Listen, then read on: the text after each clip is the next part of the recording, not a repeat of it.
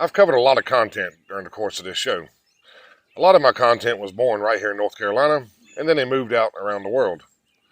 Other subjects of the show weren't born here in North Carolina, but really early on they moved to North Carolina and they stayed here. In today's episode, we're going to talk about a man who wasn't born here in North Carolina, and he didn't live here most of his life, but he did end up in North Carolina for the last part of his life. That man's name is Andre Rene Roussimoff, but the world remembers him as Andre the Giant.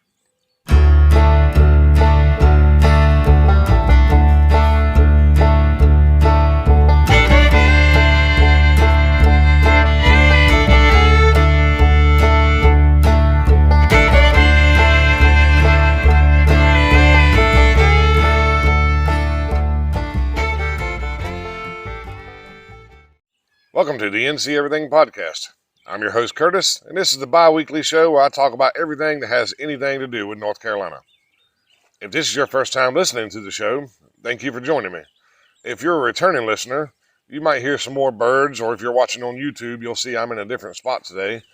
I've had to kind of change things up a little bit. I got the kids home from school, and I didn't feel like getting in the welding shop today and recording, so I'm out here by my trusty old broke-down tractor. But whether you're a new listener or you're coming back, whether you're listening or you're watching on YouTube, I want to say from the start, don't forget to subscribe so you don't ever miss an episode. Personally, it kind of annoys me when I'm watching a YouTube video and somebody tells me to subscribe right at the beginning. I haven't even watched anything to subscribe to yet. But I try to get it done pretty early on, otherwise I'm liable to forget. But anyway, you can subscribe. You should subscribe. I also have a Facebook group you can join for extra content. I have a website at www.thencEverythingpodcast.com. And if you're listening and you want to watch, there's YouTube. And if you're watching and you'd rather listen, well, there's the regular podcast. And I have links for all of that in the description below. Another link in the description is the contact link. Now, that's my favorite one. A lot of you who've listened to the show before know that's my favorite link because it lets you guys reach out to me. And I always say I love hearing from anybody who likes listening to the show because I'm kind of out here by myself, technically. So I really like getting that feedback, but I really like listener suggestions. And I say this every time. I love all the suggestions. I have a whole list on my phone of things people have suggested. So if you have an idea for a show, hit the contact button and write it up. It don't have to be in a formal format. You can write in all caps, all lowercase. Doesn't matter. Just give me your ideas. In fact, today's episode is a listener suggestion. This came in from Kristen from Missouri. And if you're wondering why somebody from Missouri might be listening to the NC Everything podcast, well, she's a North Carolina native. She just recently moved to Missouri. So thank you, Kristen, for the suggestion, and let's get on into the content.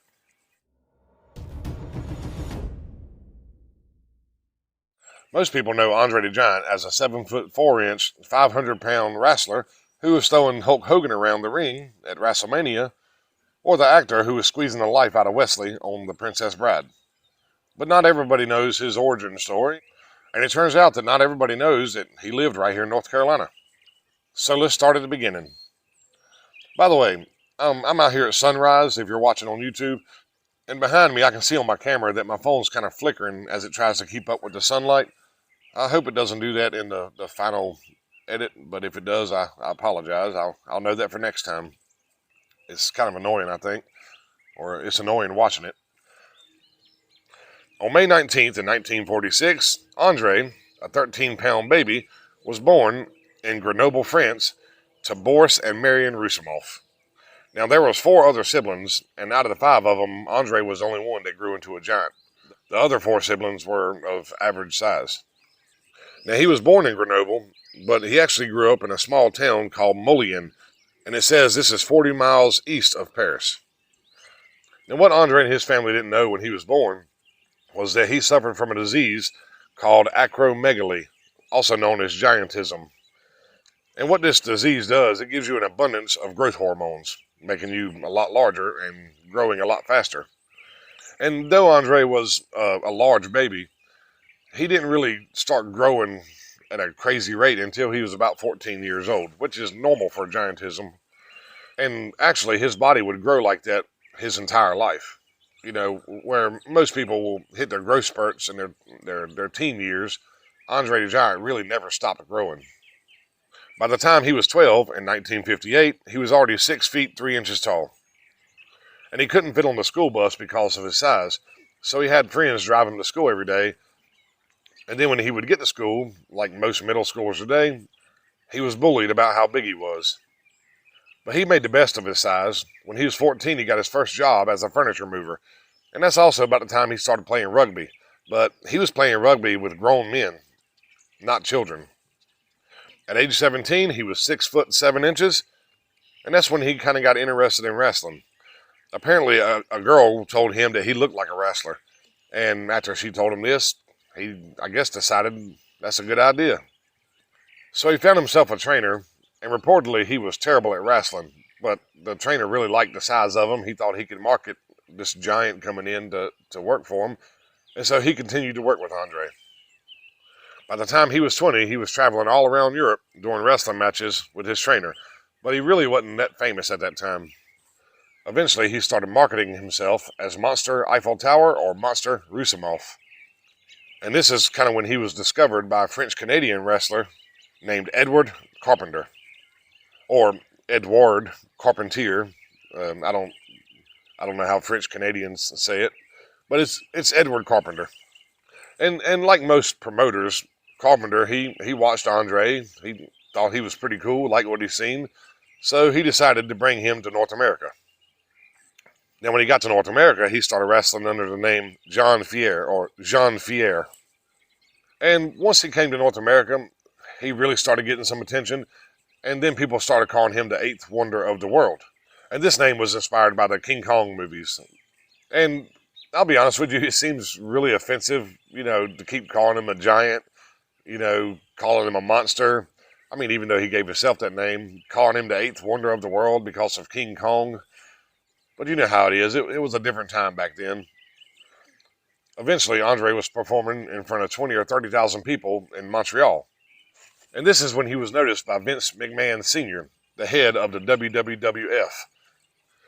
And if you're wondering why it's called the WWF and not the WWF, well, you can go and listen to my Vince McMahon episode. I didn't write down which one it was, but Vince McMahon is a North Carolina native, and I covered him on the show. And if you're watching on YouTube, the sun's finally coming up over behind my head here. It may create some video issues, but I'm going to leave it for right now. Now, I said earlier in the episode that they didn't know that Andre had giantism when he was younger. It was around this time. They don't really know when he found out about his disease, but they think it was around this time. He broke his ankle in 1981, and a lot of people believe that when he went in to get treated for his broken ankle, that's when they found out, and that would make sense. But the thing is, by the time Andre found out he had this disease, one, he didn't want to do anything about it anyway. He didn't want to treat the disease because he was afraid it would affect his career. But most medical experts believe that it wouldn't, by this time, it couldn't have been reversed anyway. He wouldn't have gotten smaller, and it wouldn't have changed the outcome of his life. So moving forward, in 1972, Andre started wrestling for the WWF, and this is when he changed his name to Andre the Giant. He started performing at Madison Square Garden. Eventually, he was featured in Sports Illustrated, and this feature was the biggest feature that Sports Illustrated had ever published.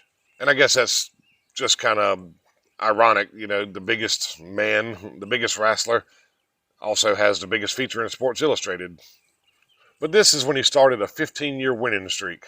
And we all know wrestling, it's showmanship.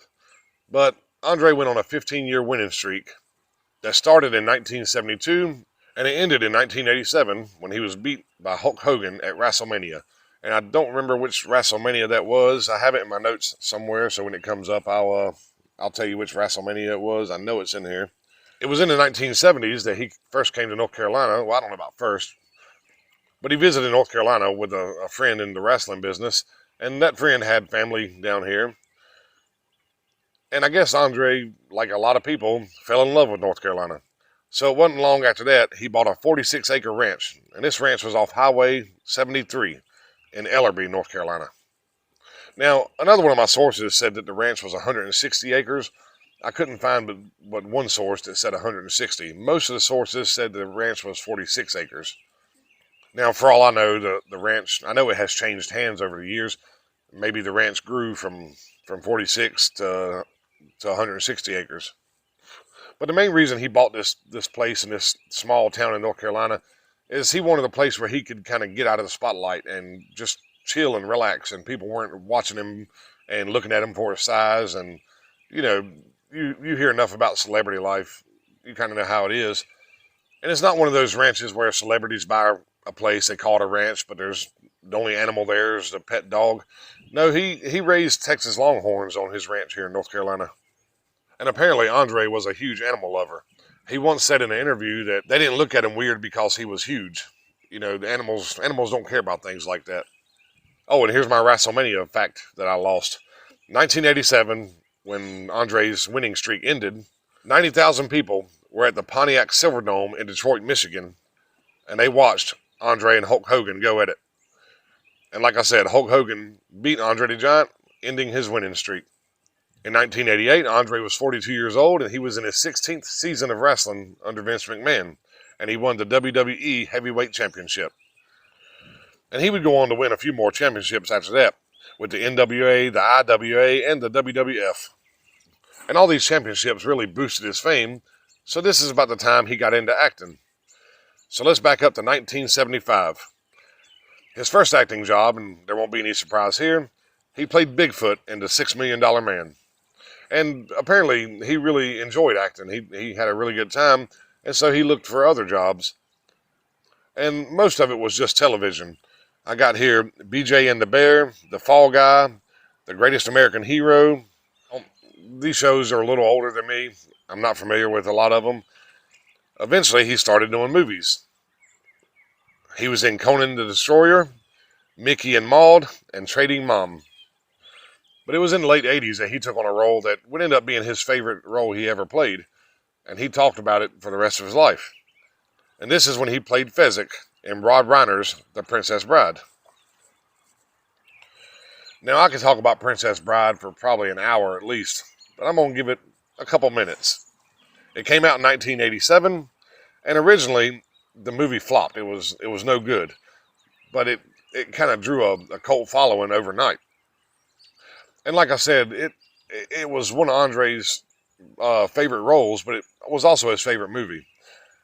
Now, there's a book by Cary Elwes. I think I said it right, Cary Elwes. He wrote a book that I'm going to talk about in a second, but in the book he says that Andre would invite all his wrestling friends over to his house and more or less forced them to watch Princess Bride. He was actually, in the book it talks about this, he was really good friends with Randy Savage's brother. And Randy Savage's brother, and I didn't write down his name. I'm a bad researcher.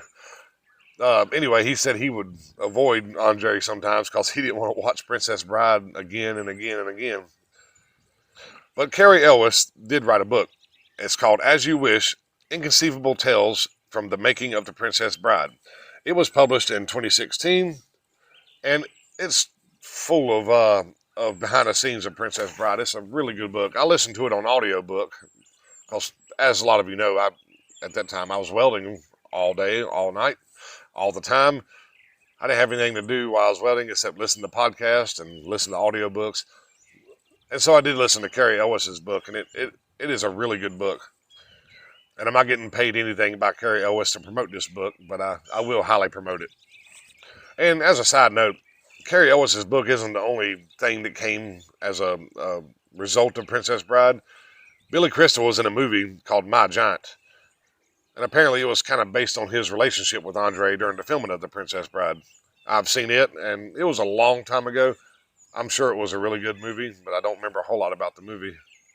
Anyway, Andre stopped wrestling in 1992, and his last match was on December 4th in Japan.